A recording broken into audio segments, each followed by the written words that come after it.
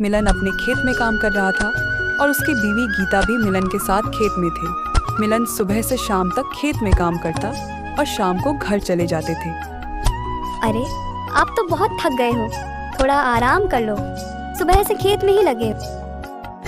गीता, अगर आज काम नहीं किया ना तो फसल ठीक से उगेगा नहीं। तुम तो जानते ही हो हमारा हालत कितनी खराब है। सरपंच जी का कर्ज भी चुकाना है। अब क्या होगा? सरपंच जी का दबाव देने से पहले उन्हें पैसा चुका देना है। कुछ तो होगा।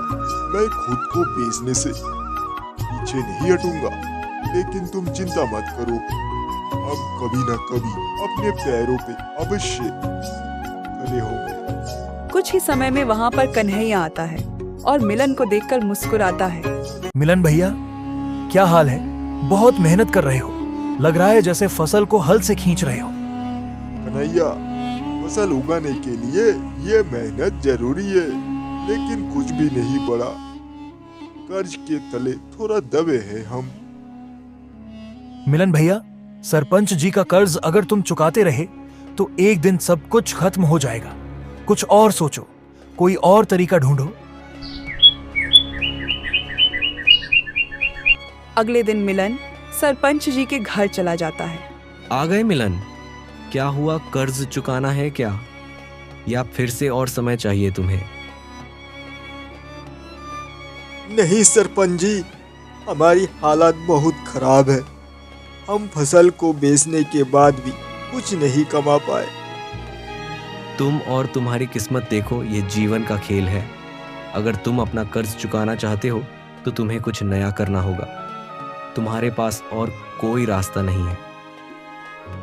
मिलन वहाँ से घर की तरफ लौटता है। गीता, अब कोई और रास्ता नहीं बचा। हम सरपंच जी से कर्ज का हिसाब करने जा रहे हैं।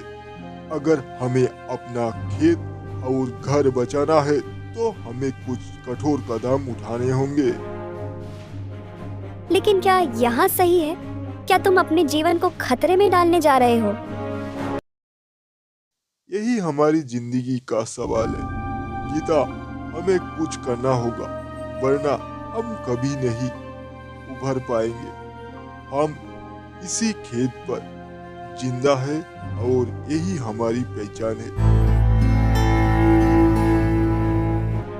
कुछ महीने बीत जाने के बाद मिलन के खेत में अच्छी फसल उगाते हैं और मिलन ने सरपंच का कर्ज चौका देता है। देखा मिलन, जब इंसान हिम्मत नहीं हारता तो वह पूरी दुनिया उसे हारा नहीं पाते हैं। पूरे गांव में मिलन की चर्चा हो रही थी। इंसान की यही तो सच्चाई है। जीवन कठिन था, लेकिन अब सब कुछ ठीक है। मेहनत और ईमानदारी कभी भी विफल नहीं होती।